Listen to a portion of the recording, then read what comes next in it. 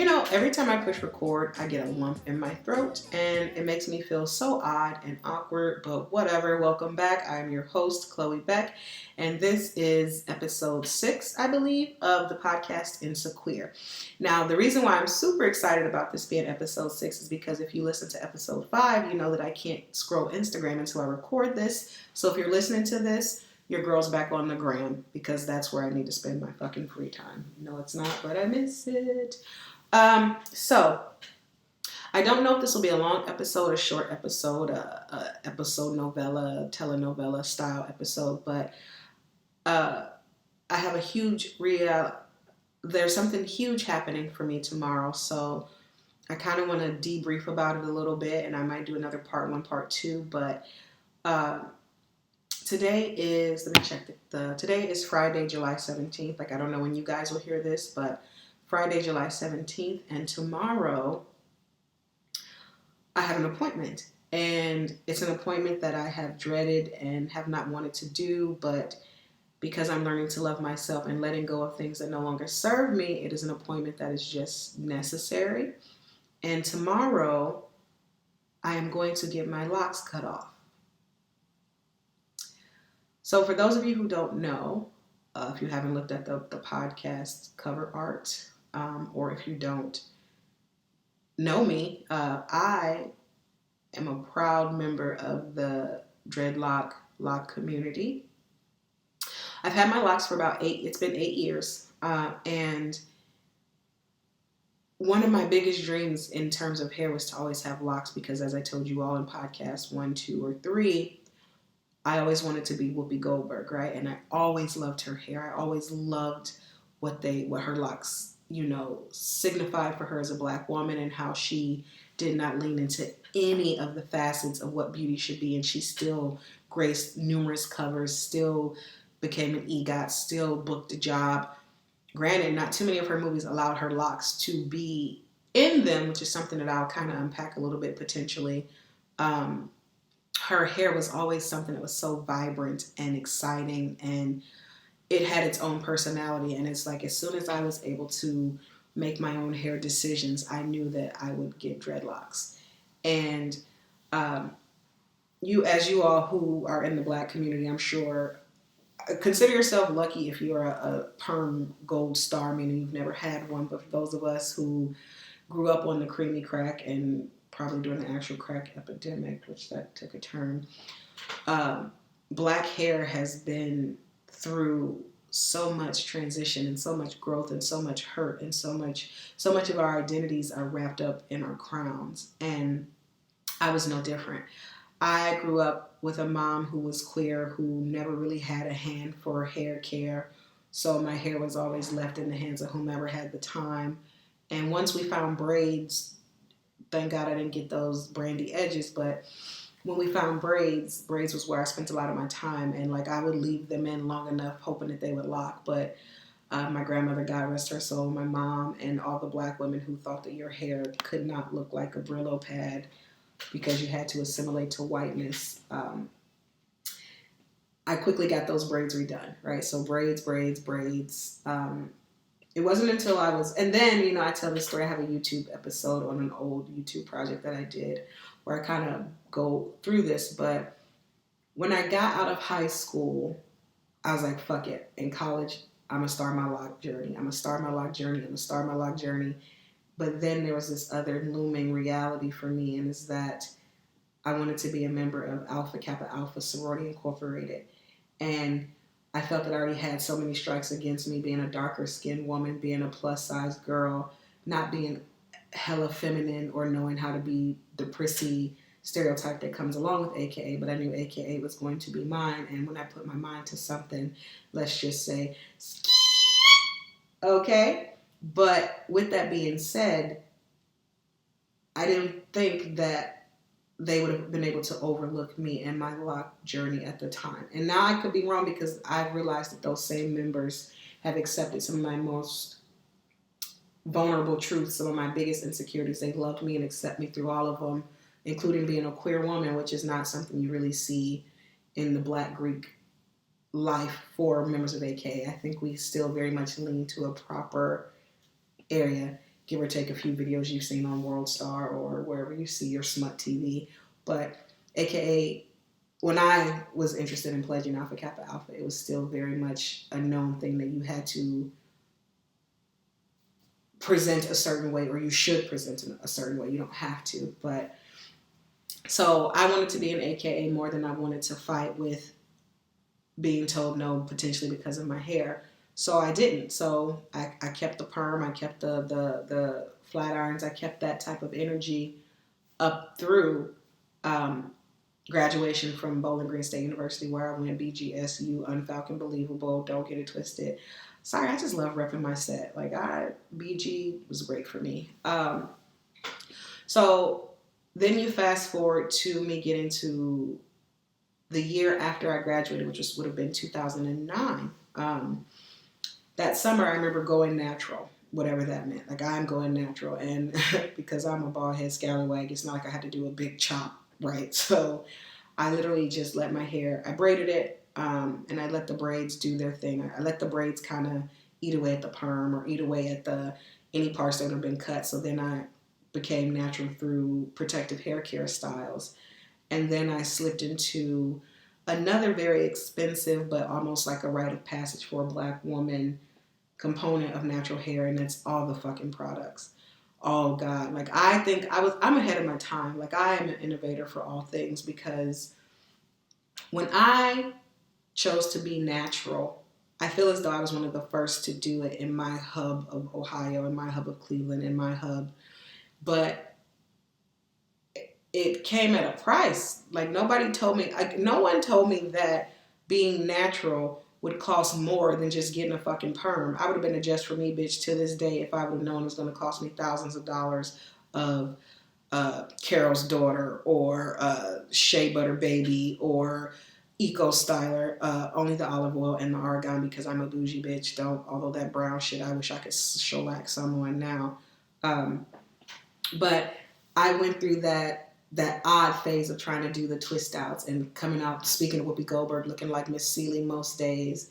I remember the first time I took my natural out to work. I had got a shitty job between undergrad and before I went to grad school. So 2009, it was the summer, and I remember I must have thought I had a Jerry curl. I must have thought, like, bitch, you got to keep it moist, because I enjoyed that curl. I saw right. I put a little bit of water, a little bit of gel, a little bit of, I definitely believe it was some custard from Carol's Daughter or something. But I was coming up with my own concoctions of products. And I remember feeling good, looking good. I had the slick down like I liked. I had the curl where I needed it. But I took my spritz water bottle with me, like my water spritz. I took it with me. And I remember every time it felt like it was getting dry, I would spray it with water. Spray it with water. Now, keeping in mind, my job was at a call center where it was probably June or July. Like, honestly, it was summertime, and the AC was bumping. So when a bitch tells you, fast forward to 2 days, I had the worst head cold of my life. I think I originated COVID with bringing that fucking water bottle to work, trying to spritz my fucking hair like I'm a soul glow queen. But so I spent about a year, I would say about a year and a half, doing the products, trying to make the twist out perfected. And then of course I would fall back to braids, because braids are just easier and they just do the thing, and it lets a bitch whip her hair back and forth even though she ain't got none. But then I went to grad school, and I really felt like I was an adult. Like, I'm 23, 24, I don't know the timeline, but in grad school I was like, Chloe, you wanted locks. You wanted locks. You don't even enjoy the twist out, the bantu knot, that phase. Because honestly, one part of being natural for me as a queer woman, who one of my episodes was most definitely going to be about how I present and how I'm insecure about how I present, or what part of my femininity I subscribe to. When you're doing a lot of those natural styles, they just appear feminine. They're just overtly feminine. Like, I don't know a lot of hood bitches with strap-ons who walk around in bantu knots or fire twist out, or like, a slave braid, or like a goddess braid. Like, I don't really know a lot of women who are natural, who don't go all the way buzz cut, like 360 waves. Like, you kind of, as a more androgynous / masculine presenting woman, like, for me, my options were cut it really low and brush wave it, or get locks, because that middle phase was just too feminine. And as a fat bitch, I had the butt, the front. I was looking real cute, you know, with my natural crown. So it was the attention that I didn't enjoy, and it wasn't who I felt like. Like it felt untruthful to me. So I went and, I'm working now full time at my job in Georgia. I worked in Georgia at the University of Georgia for some time, and that's when I decided I'm gonna get locks. And because I love a challenge, here I am thinking Georgia, right? Here I am thinking I'm an hour away from the Real Housewives of Atlanta, even though I don't have a car and don't know how to drive. But I moved to this shitty town of Athens, Ohio. And I say shitty lightly because it was actually a great town. And if I was a white wealthy woman or a white man or even a black wealthy person who did not need a lot of culture, I would live there, because it was that type of town that felt like home, if you met their requirements of what home could look like. But I say that to say that when I started my lock journey, there was no one there to help me upkeep it. So here I am. I paid someone. I remember it was November 11th, 2012, I want to say. That would give me 8 years, right? Do the math. I'm not that great at it from time to time. But November 11th, I came home to Cleveland, and I had found this woman on Facebook or YouTube. It might have actually been a YouTube video, and she just so happened to be stationed in Cleveland. She came to my mom's house. She started my locks for me. And then I went back to Athens, Georgia with no clue. Like, I had no clue about... All I will say to speed this up is if I knew what I know now, I would have done so many things different then, which is also probably why I'm talking to you now about the reality of me about to cut these beautiful locks off. But with that being said, I did a lot of home care to my locks. I would find a loctician in Athens, Georgia, because Athens specifically, because like I said, I didn't have a car, I didn't have the means or the access to go to Atlanta, where, like, if I would have been in Atlanta proper, my locks would be like Dread from Between Women. Like, my locks would be everything that I thought they were going to be. Excuse me, but since that wasn't my reality, my locks, my loves are not quite that. So I did, however, find this one lady once again on YouTube. Like, YouTube was Yelp for me at that time. And I found her, and her name was Jaleesa. I'll never forget it. And she was like this Jamaican, beautiful woman who just had lock knowledge. Like, she knew all the things there is to know about dreadlocks. And I had one appointment with her. I met her right as she was moving out of Georgia. So she gave me as many tips as she could, and then she left. Then, because while the University of Georgia is not necessarily an HBCU, there's a huge black population, I began to work with a student who's now a dear friend, who just did hair. Hair was her thing. She was good at it. She made it work. And I entrusted her with my locks. I think now her lock work, for those of you who get your hair done by her now, thank me, because I was the one who did the test dummy bullshit, looking questionable as fuck. But now sis is out here twisting it, locking it, flipping it, and reversing it. But she was the person who helped me do my upkeep. And because I did not respect myself, which we talked about last episode, this is a part of who Chloe was, because I did not understand the greatness of the process and the time and the awkward stages, and because I was trying to keep the attention of someone who I truly believe this might be the time where that pieces of that narrative come to light on this podcast.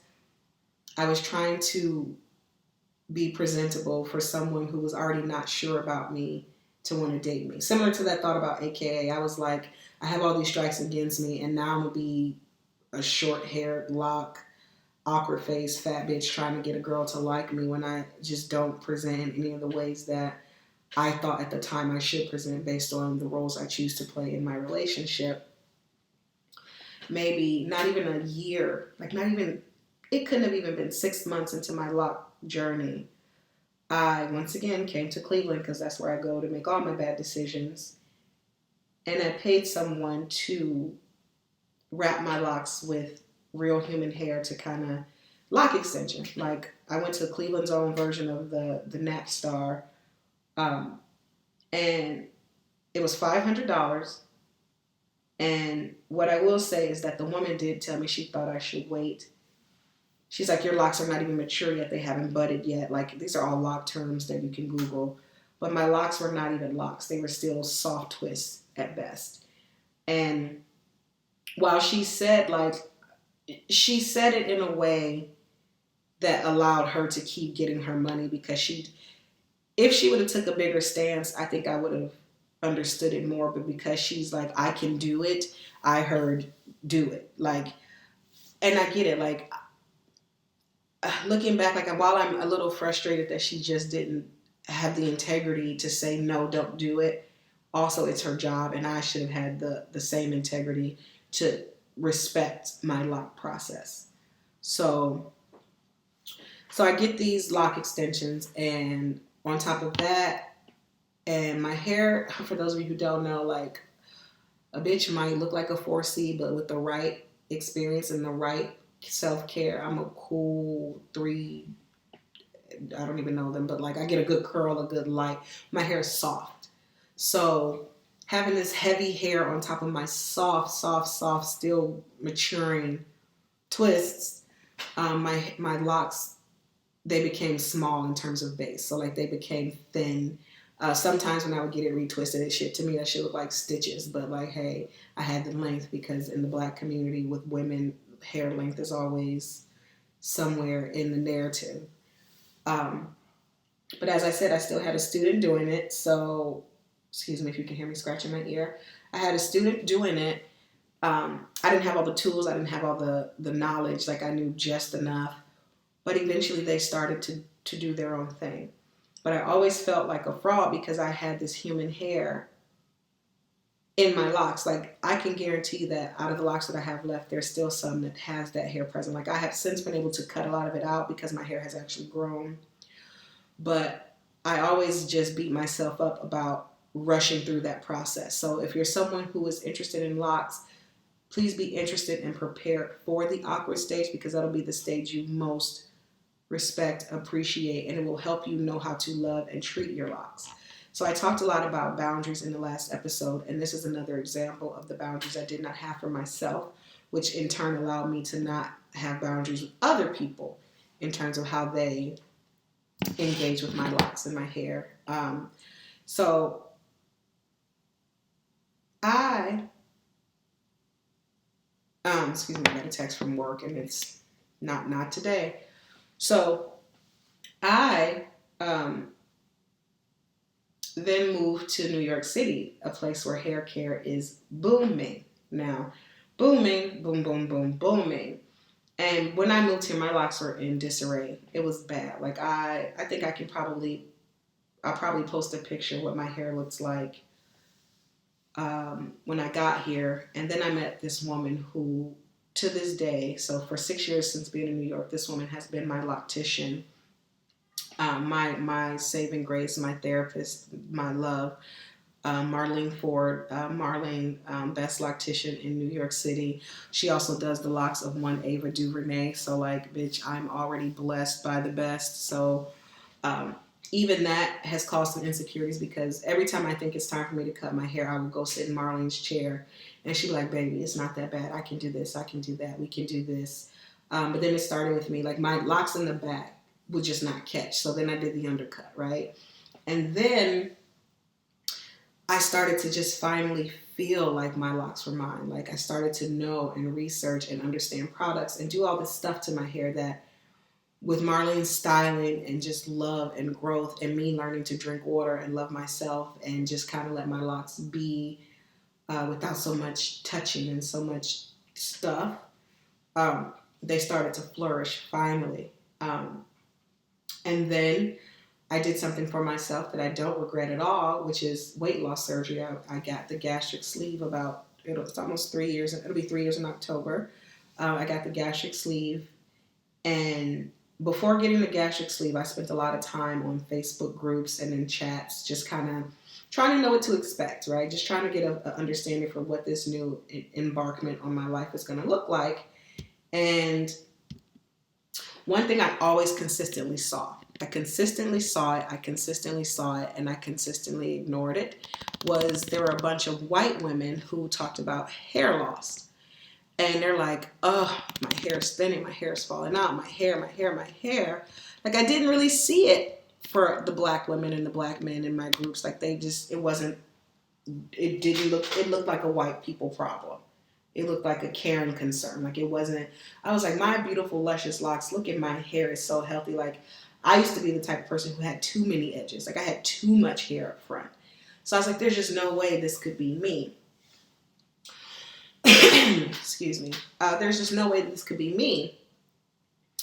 And then, a year into my surgery, my hair is still flourishing. It's still beautiful. It has a newer shine, like newborn hair. Like, it's doing the thing. Like, because I was taking my vitamins at the time, which we'll talk about that later. But a huge part of weight loss surgery is that you have to replace your nutrients with vitamins. And based on my genetic DNA, based on my blood work, I'm slated to take about 8 pills a day for the rest of my life. And as I sit here talking about how much I love and respect and care about myself, I don't have a single one of those pills in stock in my home. Something about taking vitamins, I was good for a while and I fell off, and then I just never got back on, including biotin, including calcium, including B12, including a multivitamin, including iron. Like, there's so many key vitamins that I ignored taking, which that's another episode. I guarantee it. So come year 2, I'm seeing breaks in my locks towards the end. So I was like, okay, maybe it's time for a trim. I do what I do. I go to Marlene. She repairs a few. She trims a few. And she's like, all in all, still good. You still have great bases. Your hair. But then I would notice that whole locks would just fall out of my scalp. Like, I would be walking and somebody would be like, ma'am, here's your lock. And instead of addressing the problem, which is taking the vitamins and or making the adult decision to let them go, I continued to hold on to them. And as they started to fall out or thin out, I would continue to cut. Like, my small undercut, it went from having like 3 rows of locks missing to now the whole back half of my head is out. And then it went from my edges thin. Like, my edges look like, now I was making that joke about Brandy. Now I do have the Brandy edges, but times 10. And so instead of taking the vitamins and addressing the shit, I would cut. So now I have like this strip of locks at the top, and it's at the point of no return. Like, how you see some people start their locks with this whole undercut, side cut, or people eventually begin to do that, and you're kind of like, the only way to correct that is to cut it all off, because there's no way you're going to start a back half of your locks in that awkward phase to catch up to the growth of your locks at the top. And I was like, that's just so weird. Like, why do people do that? Or like when people would cut their hair into this faux hawk, mohawk, or like samurai bun, I'm like, where does one go from there? And tomorrow, I will be able to tell you that from there, you cut it all off. Now, I gave you guys a very technical journey, or like a very fact-driven version of my lock story, right? I got them. I prematurely added hair to them. I finally got to a place where I could take care of them and have them maintained by a professional for some time. I then had weight loss surgery, and then coupled that with not taking the vitamins that I need to kind of help prevent weight loss damage to my actual body and my hair. I am now in a place where I have to cut them. And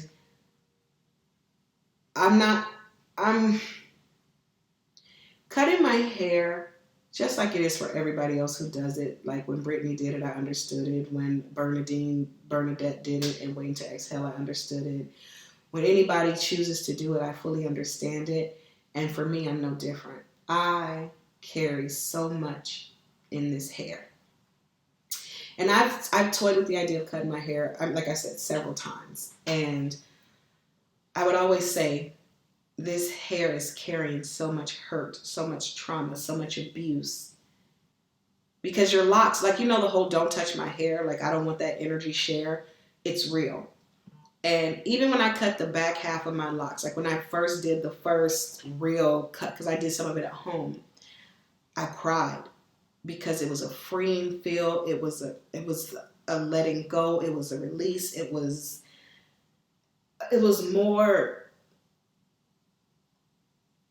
spiritual than I was prepared for it to just be hair, because it's just not hair. It's your partner. It's your friend. It's what people see. It's it's a part of your calling card. And when you go on a natural / lock journey, you face a lot of truths. You face you at your ugliest. You face you on the good. You face you on the bad.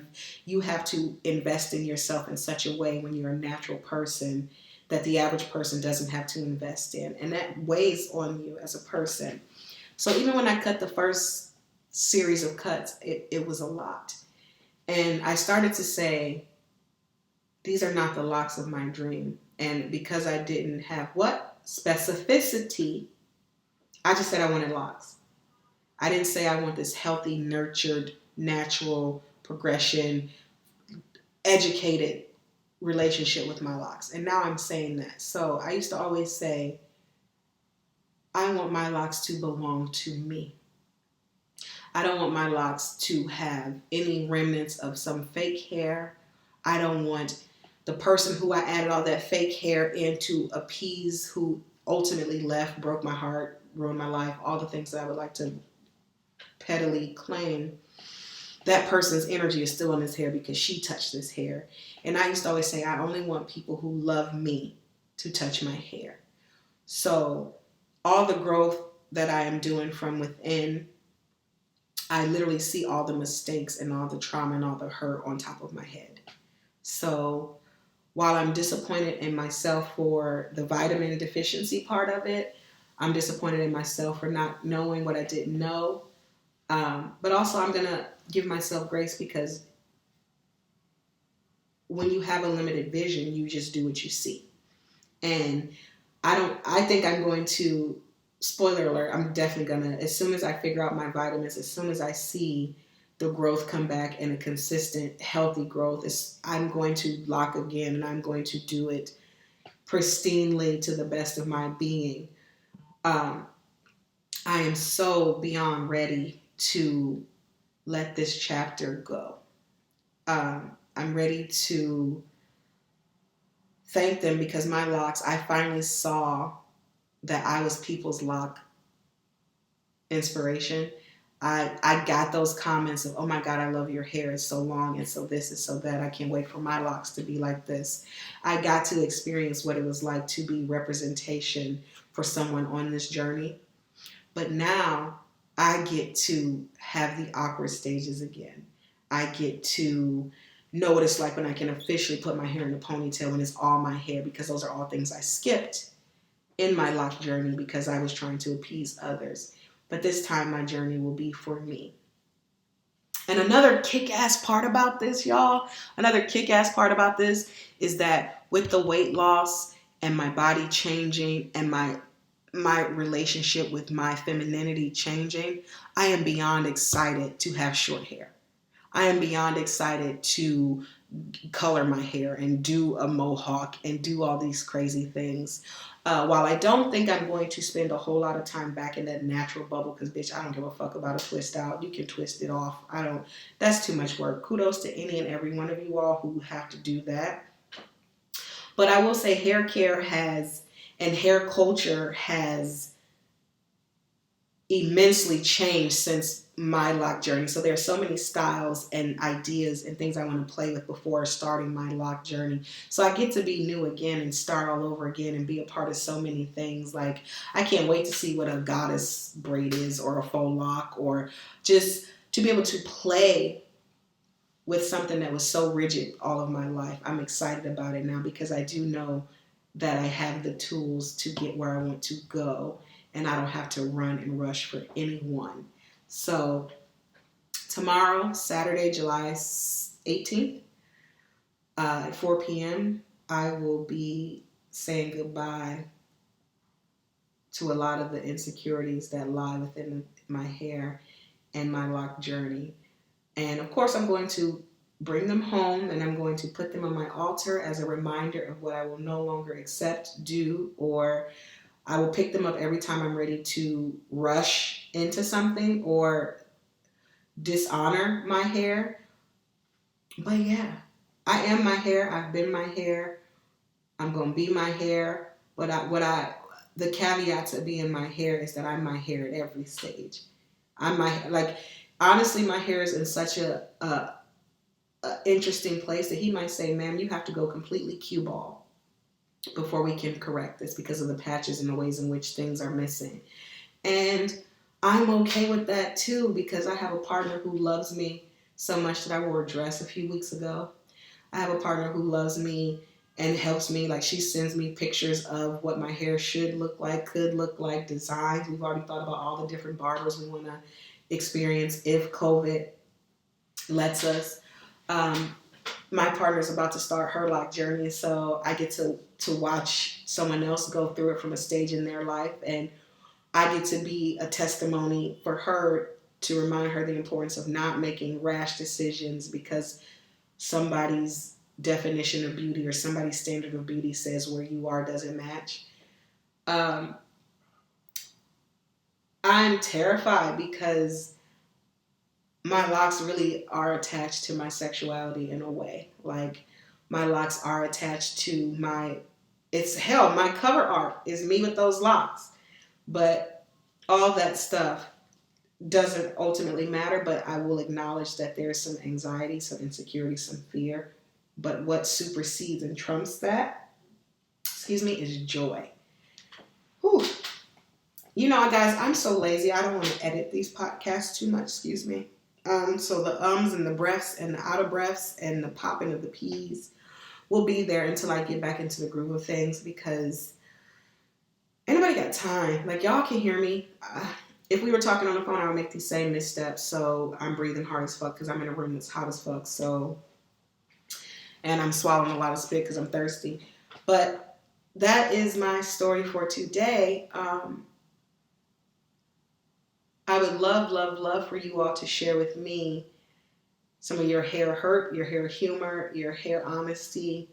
For those of you with locks, please talk to me about Black-owned products and Black-owned pillows and Black-owned hair care headscarves and Black-owned barbers because the bitch is about to be out here cutting it, flipping it. I keep saying reversing it. Guys, I really do love Missy Elliott, but that's another topic. I'm ready for this community to help lift me up and help me on my journey as I restart my lock journey. And like I said, that's not tomorrow. I am really going to lean into not having hair. And bitch, when I tell you my hat collection is ill nana, like my hat game is strong. So bald heads with hats, hit. Bald heads with braids, hit. Bald heads with braids. Bitch, what the fuck? So I think I have a lot of tools to be successful, but I have not told anyone outside of my partner and the person who's cutting my hair that I'm getting it cut.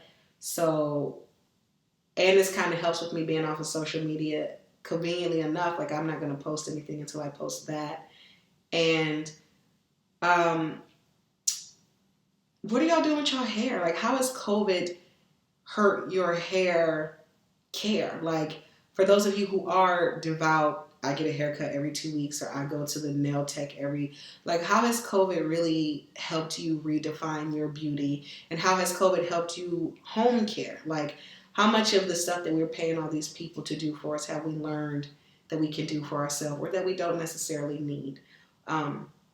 Full transparency, I've been in some Zoom meetings with some people. I'm like, no, baby, you need a haircut. I understand why you go religiously.